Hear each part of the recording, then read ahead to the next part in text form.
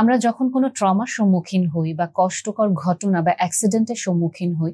তখন আমাদের চিন্তা ভাবনার গতিপথগুলো বদলে যায় এবং আমরা সুস্থ অবস্থায় যেভাবে চিন্তা করতে পারি তখন আমরা আর এই বিষয়টি মাথায় রাখতে পারি না এবং নিজের অজান্তেই এমনভাবে আমাদের চিন্তা ভাবনা দৃষ্টিভঙ্গি বদলে ফেলি আমরা নিজেরা, যে অন্যরা আমাদেরকে এসে বলে যে তুমি তো আগে এভাবে চিন্তা করতে না, এবং আমরা তখন খুব পাজলড হয়ে যাই যে আমি তো আগের মতো করে চিন্তা করতে পারি না এবং চাইলেও কেন আমি ফেরত যেতে পারছি না।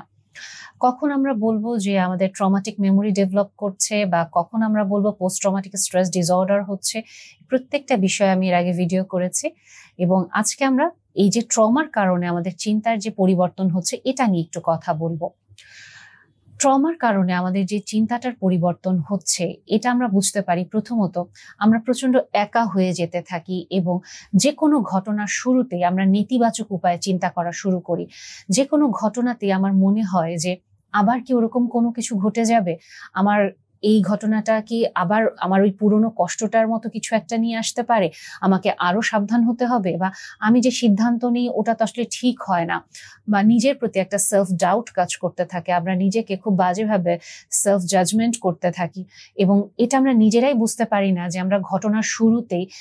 ইতিবাচক কিছু ভাবার পরিবর্তে, এটা আমরা সফল হব এটা ভাবার পরিবর্তে আমরা ধরেই নিতে থাকি যে এখানেও কিছু একটা খারাপ হবে, আমরা এটা বিশ্বাস করতে থাকি যে আমার সাথে ভালো কিছু হওয়া সম্ভব না।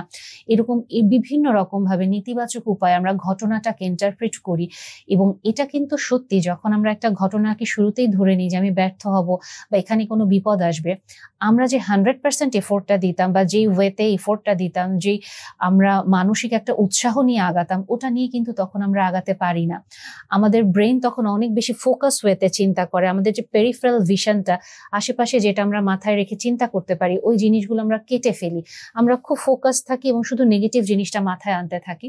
এবং এ কারণে আমরা অনেক ক্ষেত্রে দেখা যায় তখন আসলে ব্যর্থ হয়ে যাই এবং বা কোনো একটা বিপদে পড়ে গেলে তখন আমাদের মনে হয় ওই যে আমি বলেছিলাম যে এটা হওয়ার কথা, তো এটা হয়েই গেল। কাজেই ঘটনাটায় আমাদের বিশ্বাসটা আরো তীব্র হয়ে যায় যে আমার সাথে সবকিছু নেগেটিভই হবে এবং একটা একাকিত্ব বোধের ভিতরে আমরা থাকা শুরু করি। কারণ কি, আমি যখন অনবরত বলছি যে আমার সাথে সবকিছু অন্যায় হচ্ছে বা যা কিছু হবে আমি ওটার জন্য ওয়ার্ড দিই না, বা আমারই সবকিছুতে হচ্ছে গিয়ে আমি ভুল ডিসিশন নিয়ে ফেলি, আমার ডিসিশন ভালো হয় না, এই কারণে মানুষের কাছ থেকে আমাদের একটা দূরত্ব আসতে থাকে। কারণ কি, অনেক সময় আমরা যখন নিজেদেরকে এভাবে নেগেটিভলি জাজ করছি বা ক্রিটিসাইজ করছি, আশেপাশের মানুষরা ইতিবাচক উপায়ে বলার চেষ্টা করছে, আমরা একে তো ওর কথাটা নিতে পারি না। অনেক সময় দেখা যায় আশেপাশের মানুষরা আমাদেরকে এটা বলার চেষ্টা করে যে না তুমি তো আগে এরকম ছিলে না, তুমি আগে এরকম ছিলে, তুমি কেন এরকম করছো, এটা বাদ দাও। ওটা আমাদের ভেতরে আরো বেশি ফ্রাস্ট্রেশন তৈরি করে যে আসলে কেন আমি ওটা করতে পারছি না, কেন আমি আমার পুরনো আমিকে খুঁজে বেড়াচ্ছি, পারছি না হতে। ওটা থেকে আমরা ধীরে ধীরে মানুষের কাছ থেকে দূরে যেতে থাকি। আর যদি আমার ট্রমাটা কখনো ইরিলেটেড হয় যে আমার কারণে আমার কাছের মানুষ কষ্ট পেয়েছে বা আমার খুব কাছের কোনো মানুষকে আমি হারিয়ে ফেলেছি, আমি কোনো আচরণ করেছি যেটাই সে কষ্ট পেয়েছে, তখন আমরা আস্তে আস্তে করে আরো বেশি বেশি করে এটা বিশ্বাস করা শুরু করি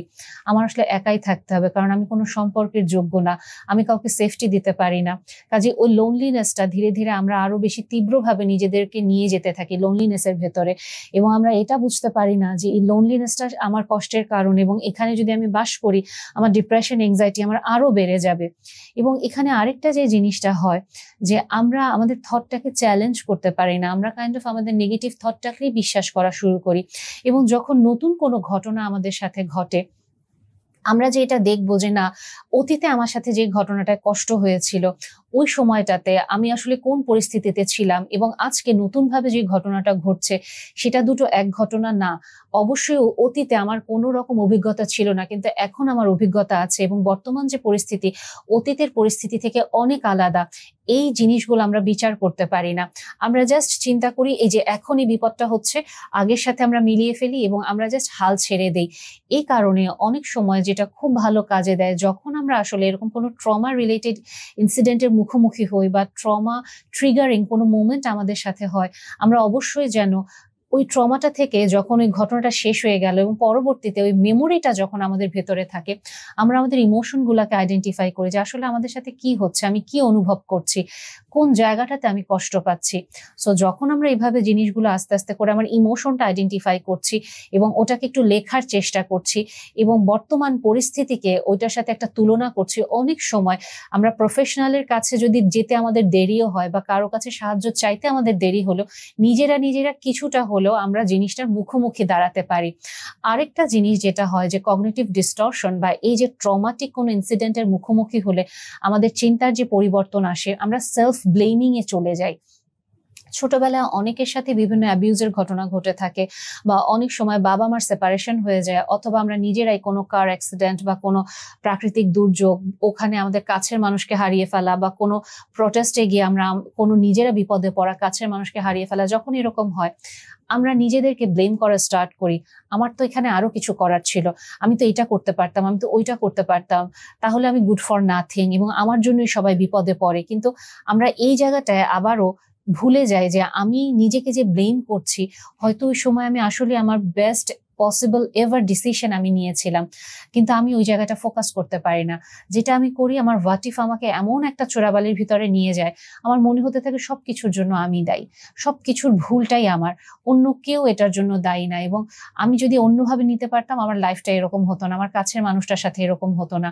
আমার জন্যই হয়তো বাবা মার সম্পর্ক ভেঙে গিয়েছে। তো এরকম বিভিন্নভাবে আমরা নিজেদেরকে ব্লেম করতে থাকি, কিন্তু আমরা আমাদের থটটা চ্যালেঞ্জ করতে পারি না। আরো যেটা কষ্ট হয় যে আমাদের ভেতরে একটা তীব্র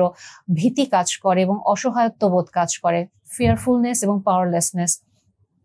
পাওয়ারলেসনেস যেটা হয়, যেখানে আমরা অনুভব করি যে এই পৃথিবীতে আসলে আমি এতটা অসহায় এবং এতটা পাওয়ারলেস যে ওই ঘটনাটা যখন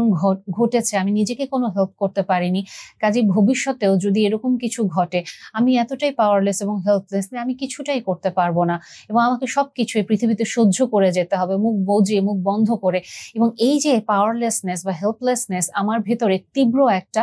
গ্রাজ তৈরি করে। অনেক সময় এই গ্রাজটা আমার ফ্রাস্ট্রেশন থাকে ফার্স্টে, তারপরে গ্রাজ, তারপরে আমরা অনেক সময় প্রতিশোধ পরায়ণ হয়ে যাই এবং আমরা আস্তে আস্তে খুব টক্সিক হয়ে যেতে থাকি এবং একটা ভিকটিম হিসেবে আমরা নিজেদেরকে ক্রিয়েট করে ফেলি যে আমার লাইফে এই ঘটনাটা ঘটেছে এবং এই অসহায়ত্ব বোধটাই হচ্ছে আমার জীবনের পরিণতি বা নিয়তি, এটাই আমাকে মেনে নিতে হবে। আমি কখনো কোনো আমার সাথে হওয়া অন্যায় বা কোনো বিপদ আপদের আমি চ্যালেঞ্জ করতে পারবো না এবং এই পৃথিবীতে যা কিছু হচ্ছে অন্যায়, এসব কিছু আমাকে মুখ বুজে যখন মেনেই নিতে হবে, তার মানে এই সব জায়গায় আমিও আস্তে আস্তে রাগ করতে পারি, আমিও মানুষকে কষ্ট দিতে পারি, কারণ আমার সাথে এরকম অন্যায় হয়েছে। সো আমিও ডিজার্ভ করি মানুষকে এই কষ্টগুলো দেওয়া এবং মানুষ সবসময় তাহলে আমাকে বুঝবে, আমার কাছের মানুষরা যারা একটু আমাকে বুঝতে পারে। কাজে এই পাওয়ারলেসনেস শুরুর দিকে আমার ভেতরে একটা গ্রাজ বা একটা অসহায়ত্ব, একটা হতাশাবোধ নিয়ে আসলেও দিনের পর দিন এটা যখন আমি আমার নিজের ভেতরে ধারণ করতে থাকি, তখন আস্তে আস্তে আমি একটা টক্সিক মানুষে কনভার্ট হই এবং ধীরে ধীরে আমি তখন একটা ভিকটিম রোল প্লে করতে করতে আমি নিজের অজান্তে অন্য মানুষদের কষ্টের কারণ হয়ে যায়, অন্যদেরকে কষ্ট দিতে থাকি। আমি হয়তো বুঝতেও পারি না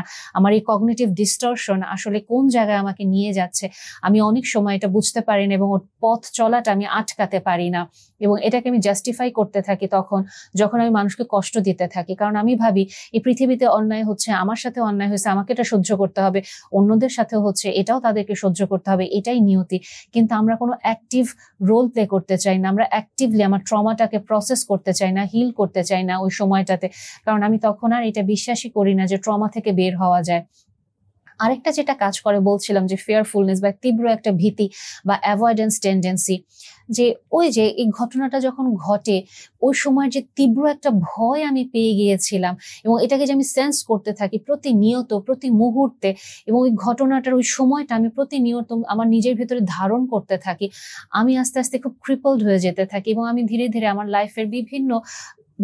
জায়গা যেগুলো হয়তো আমি ফেস করা উচিত ওই জায়গাগুলো আমি অ্যাভয়েড করতে থাকি। ওই ট্রমা রিলেটেড যে কোনো কিছু অ্যাভয়েড করতে করতে আমি একটা সময় যে নিজেকে ঘরবন্দি করে ফেলছি বা আমার জীবনটাকে আমি বন্দি করে ফেলছি বা নিজেকে একটা বাবলে বা একটা একা দ্বীপের ভেতরে আটকে ফেলছে, অনেক সময় আমরা এটা বুঝতে পারি না। কিন্তু নিজের অজান্তে আমার ওই যে ট্রমার কারণে আমার যে কগনিটিভ ডিস্টরশন হলো, আমার চিন্তার পথ চলা বা চিন্তার যে গতিপথটা ওটা বদলে গিয়েছে এবং নেতিবাচক দিকে চলে যাচ্ছে, আমরা এটা বুঝতে পারি না। কাজেই আমি তখন ওই তীব্র ভীতিটা নিজের ভেতরে ধারণ তো করি, অন্যদের ভেতরেও আমি ভয়টা ছড়িয়ে দিতে থাকি নিজের অজান্তে। এবং এটা দেখা যায় অনেক সময় এই কগনিটিভ ডিস্টরশনটা আমি যদি আমার নিজের ভেতরে ধারণ করে থাকি এবং এটাকে আমি কোনো রকম হিলিং বা প্রসেসিং এর ভেতরে না নিই, আমি তখন জেনারেশনাল ট্রমা ক্রিয়েট করি। আমি এই জিনিসটা আমার নিজের সন্তানকে দিব, আমার নাতিকে দেব, এবং আমি আস্তে আস্তে এটা আরো সামনের দিকে গিয়ে দিতে থাকবো। কাজে যদি আমাদের ভেতরে ট্রমার কারণে এরকম কোনো নেতিবাচক চিন্তা বা আমার চিন্তা ভাবনা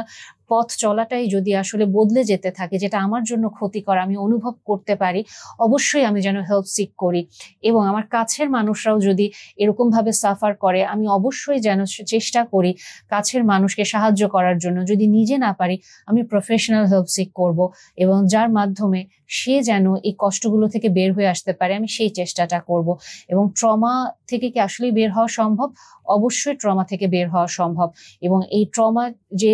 স্মৃতিগুলো বা এই ট্রমার যে কষ্টগুলো কিভাবে আমরা সাধারণত ট্রিটমেন্ট করে থাকি, এটা আমরা বলে থাকি EMDR, আই মুভমেন্ট ডিসেনসিটাইজেশন এবং রিপ্রসেসিং থেরাপি। আরেকটা কগনিটিভ প্রসেসিং থেরাপি, এবং আরেকটা প্রলংড এক্সপোজার থেরাপি। এছাড়াও আমরা যখন এখানে আমাদের রিলিজিয়ানটাকে নিয়ে আসবো কম্বিনেশনে, আমরা অনেক বেশি দেখবো যে আমার নিজের ভেতরে আমি একটা শান্তি অনুভব করছি, আমার ট্রমাটা হিল করে আমি চলে আসতে পারছি। কাজে আমরা অবশ্যই জানবো ট্রমা নিয়ে, এবং এটা নিয়ে যে আমাদের বেঁচে থাকতে হবে না এবং এখান থেকে যে মুক্তি সম্ভব, এটাও আমরা বিশ্বাস করব।